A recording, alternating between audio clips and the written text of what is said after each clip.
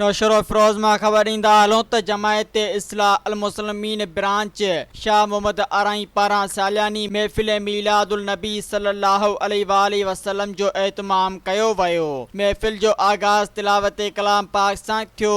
इन खां पोइ नात रसूल मक़बूल सल्लल्लाहु अलैहि वसल्लम ऐं मनक़बत जा नज़राना इमदाद अली ताहिरी, मोहसिन अली ताहिरी, रहीम बख्श खरल ऐं ॿियनि पेश कया। जिन महफ़िल के 4 चंड लॻाया। ॿारनि जी क़ुरान पाक जिनाज़रा मुकमिल करण ते इन्हनि जी दस्तार बंदी पिण कई वई। इन्हनि ॿारनि में रहमान अली बिन अकरम अली, अब्दुल्ला बिन मोहम्मद आसिफ मुगल, ज़ुल्करनैन बिन वकार अली ऐं उम्मे हानिया बिनते हाजी हामिद अली शामिल हुआ। महफ़िल में खिताब लाजवाब हज़रत अल्लामा मौलाना मुफ्ती गुलाम मुश्तबा राउजो ताहिरी नक्शबंदी आफ दरगाह अल्लाह शरीफ कयो।